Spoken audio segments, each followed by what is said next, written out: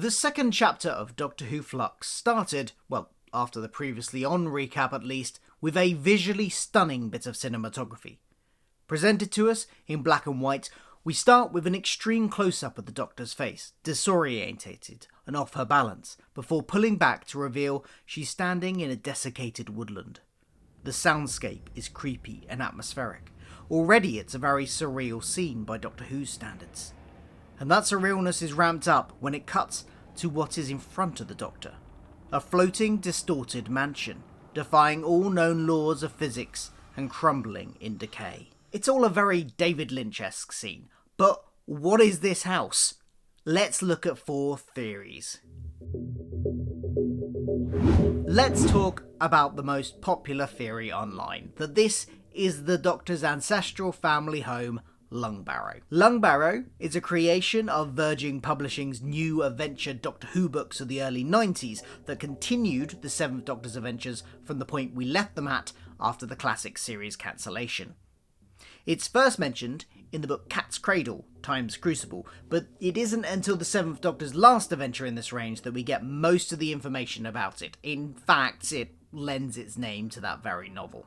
So, let's try and stick to the basics here, shall we? The ancient houses of Gallifrey are grown rather than built, and are the oldest structures on the planet. They're also kind of sentient. In this version of the Doctor's history, he lived there with a load of cousins, and maybe his parents, according to a later BBC book, but that's just a very quick reference we don't really need to worry about. When the Doctor was exiled from the house, again, whole nother story, they decided to loom a new cousin. Oh yeah, looms. That's a complicated and controversial issue. Basically, these books established that Time Lords weren't born, they were weaved on looms. Anyway, moving on. It was, however, against the law to loom extra cousins above their quota, and so the house fell into disgrace and eventually somehow went missing for 650 years. In the novel, the 7th Doctor eventually tracks it down and confronts his cousins. President Romana then restores the standing of the house, and I guess it all ends well?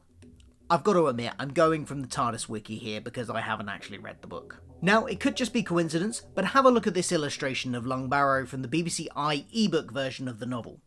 While by no means exactly the same, it shares a lot of similarities. The pointed towers, the decaying nature of the building, the bay windows, and even though it's, I think, meant to be in the side of a mountain, in this illustration it kind of looks a little bit floating. So, is Chris Chibnall incorporating Lungbarrow? He claimed in an interview from a few years ago to have never read the book, but what's the number 1 rule?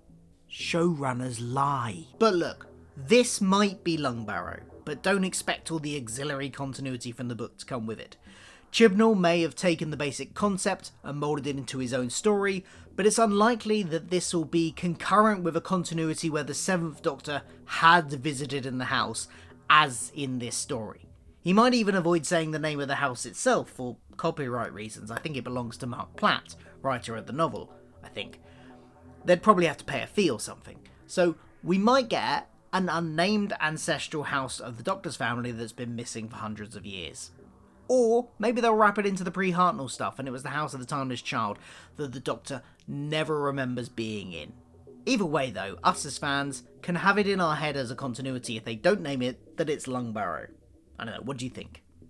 Lungbarrow isn't the only possible explanation though, so here's a few more possibilities. What if it's the house that Diane was forced into in episode 1 of Flux? Back when she's captured by Azur. It doesn't look exactly the same from the outside, but we're dealing with reality-defying things here. Diane goes through the door and is in some kind of, cave with water on the floor, so all bets are off, as it keeping the same form. I guess there's still the question of what this place is, even if it does turn out to be that house. Perhaps it's Swarm and Azur's lair. Maybe it's their ancestral home, perhaps. There's also the possibility that this isn't an actual place at all, but a representation of something else. Perhaps it's the manifestation of time breaking down, and the Doctor could feel that coming and it somehow represented itself in this form in her vision.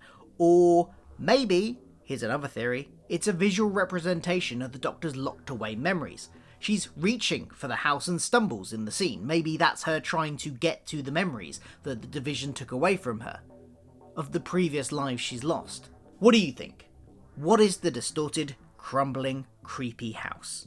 Let me know what you think of these theories and add your own in the comments below. If you found this video interesting, please do consider hitting that like button, and don't forget to check out my reviews of the first 2 episodes of Doctor Who Flux, which are up on my channel now. Thanks for watching.